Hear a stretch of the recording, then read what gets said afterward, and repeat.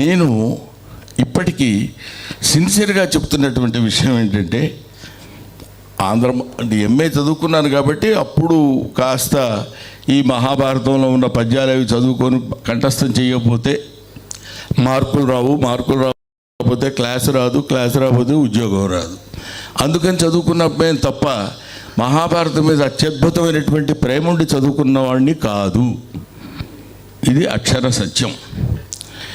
సరే, సుహాసిని ఆనంద్ గారా, సుహాసిని ఆనంద్ గారండి, రెండు ఆవిడేనా? క్లారిటీ ఇచ్చారు, సంతోషం సత్యకుమార్ గారు. అంటే నాకు సుహాసిని ఆనంద్ గారిని మాట్లాడుతున్నానండి నేను. నా పేరు సుహాసిని ఆనంద్. అంటే ఈ మధ్య ఏంటంటే కొన్ని గమ్మత్తైన పేర్లు ఉండే అంటారు చివరిలో, రాకేష్, లోకేష్, షిష్ అట్లా ఏదో.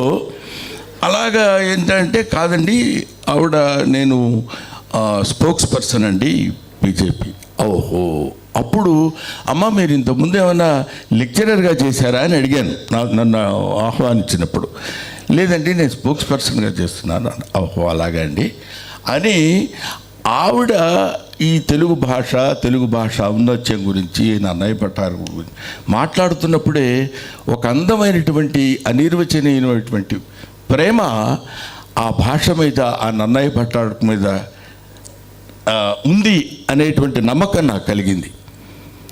ఇవి ఇన్ని కారణాల వల్ల నేను ఇక్కడికి వచ్చాను, అంతే తప్ప నేను ఒక అద్భుతమైనటువంటి, ఇందాక ఎవరు మాట్లాడుతూ మీరు ఇద్దరు స్టార్స్ ఇక్కడ, గరికపాటి వారు ఏమన్నా అర్థం ఉందండి, ఆయన స్టార్డమ్ ఏంటి, నా స్టార్డమ్ ఏంటి? నేనేదో సినిమాల్లో 4 వేషాలు వేసుకొని 4 పద్యాలు అప్పుడప్పుడు చదువుతుండేవాడిని. నాకును ఒక మహాపండితుడు ఆయన, సకల కావ్యాల్ని ఆపోసన పెట్టినవాడు. దానికి ఈ రోజుల్లో అప్పటి ఇప్పుడున్నటువంటి యూత్కి దాన్ని ఏమంటారు, ప్యాంటు షర్ట్ వేసి చూపించేటువంటి వ్యక్తి ఆయన. అది గరికపాటి వారు. ఆయన ఏదన్నా మాట్లాడతారేమో విందామనుకుంటే సడన్గా నా పేరు ముందు అనౌన్స్ చేశారు. ఇప్పుడు నేను మాట్లాడగానే వెళ్ళిపోతాను నేను. నాకు అదొక పెద్ద దాన్ని ఏమంటారో అలవాటనాలో జబ్బనాలో తెలియదు. ఎందుకంటే ఇందాక టైం ప్రకారం రావాలండి అనేది ఒక పద్ధతి ఉంది. మన ఇష్టం ఉందా ఇక్కడ హైదరాబాదులో టైం ప్రకారం రావడానికి? ఎక్కడెక్కడో మణికొండ నుంచి పడి రావాలి. ఎన్ని సిగ్నల్స్, ఎంత ట్రాఫిక్, ఎంత గొడవ, ఇవన్నీ తట్టుకొని రావాలి. మళ్ళీ ఇక్కడి నుంచి అక్కడికి వెళ్ళాలి. వెళ్ళిన తర్వాత కాస్త వృద్ధాప్యం వచ్చింది. ఈ వృద్ధాప్యంలో ఏంటంటే జనరల్గా తలకి రంగేసుకున్నాం తప్ప పెద్దంత యంగ్ పీపుల్ ఏం కాదు.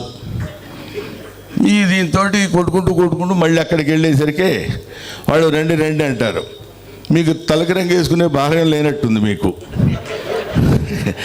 ఎందుకంటే ఆ బాధ మీకు అంత అది తెలియదు. ఉన్న దగ్గర నుంచి ఇది ఒక పెద్ద ప్రాబ్లం.